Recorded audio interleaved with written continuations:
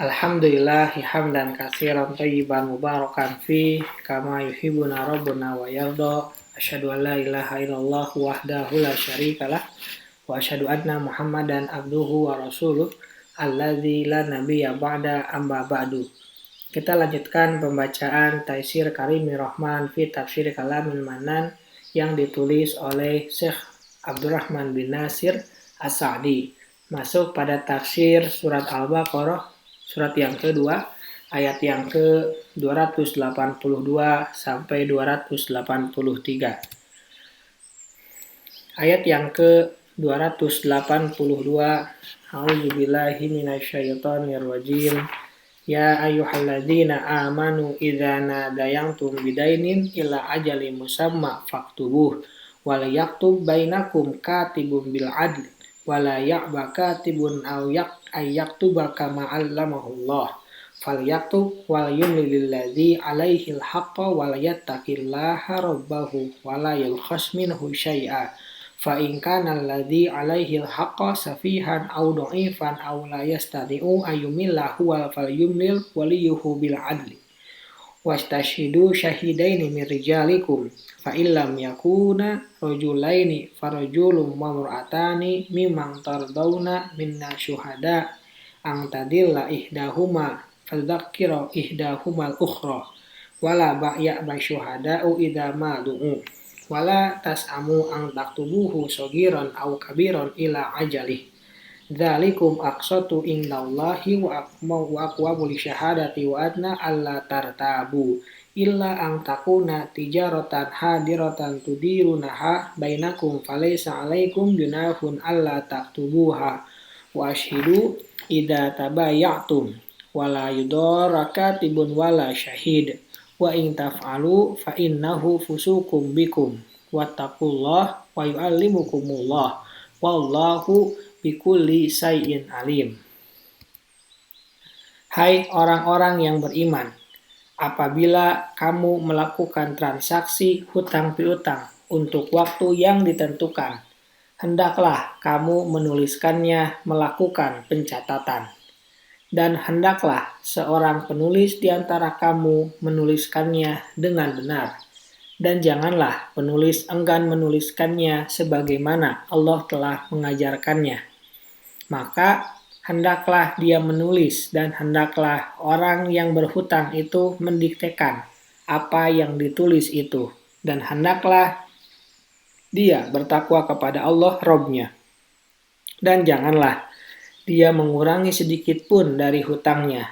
Jika yang berhutang itu orang yang lemah akalnya atau lemah keadaannya atau dia sendiri tidak mampu mendiktekan, maka hendaklah walinya yang mendiktekan dengan jujur.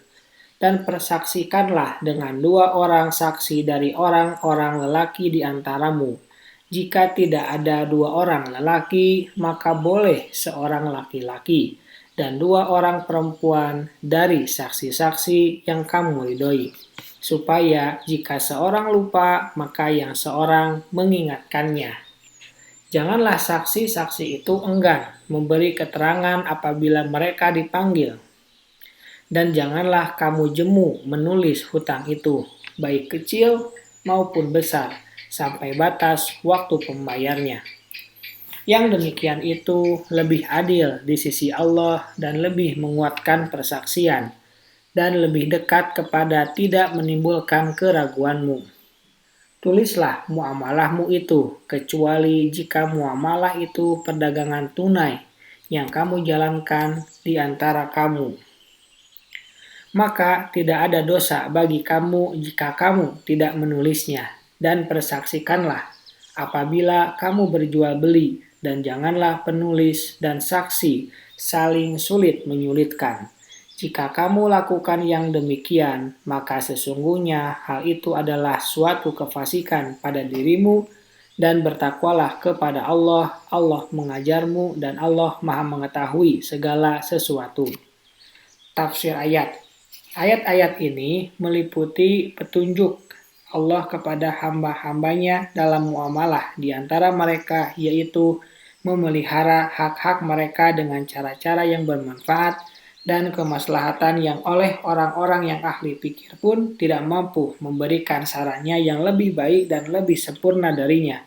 Karena di dalamnya banyak sekali faidah-faidahnya. Di antaranya, yang pertama, bolehnya muamalah dalam bentuk hutang piutang, baik berupa hutang-hutang salam, yaitu transaksi membeli barang dengan ciri-ciri yang disepakati antara pembeli dengan penjual dengan pembayaran tunai, tetapi penyerahan barang belakangan, atau pembelian barang yang harganya ditangguhkan.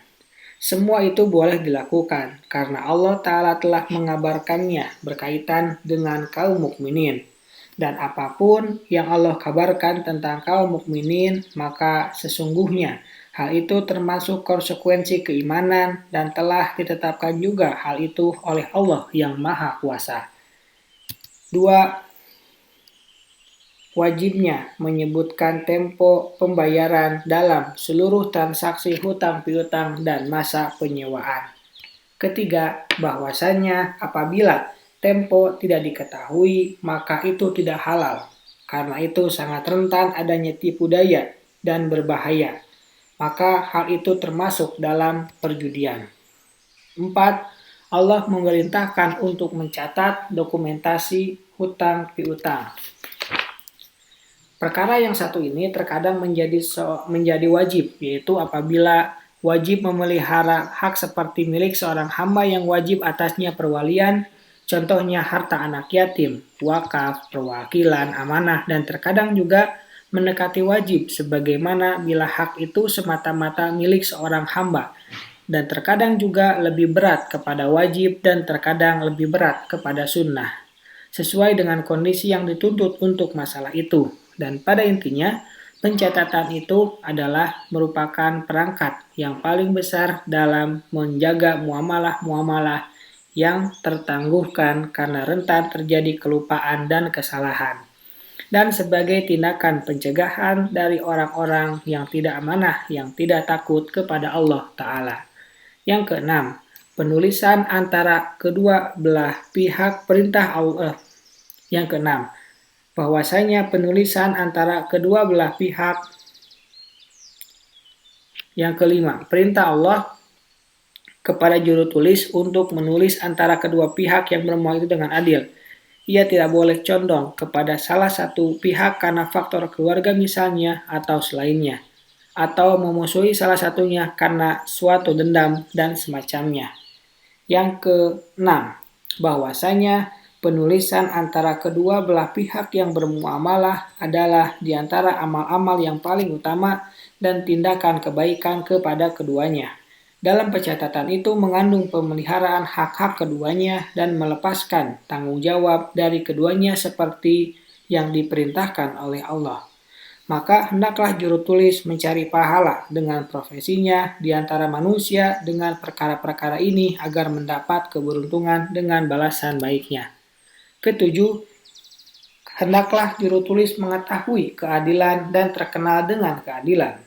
Karena bila dia tidak mengerti keadilan, pastilah dia tidak akan bisa mewujudkannya. Dan apabila keadilannya tidak diakui oleh orang banyak dan tidak diridhoi, mereka pastilah pencatatan juga tidak akan diakui dan maksud yang diinginkan tidak akan terwujud, yaitu pemeliharaan hak. Dilanjutkan di video berikutnya.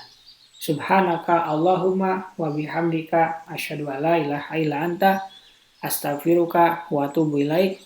Assalamualaikum warahmatullahi wabarakatuh.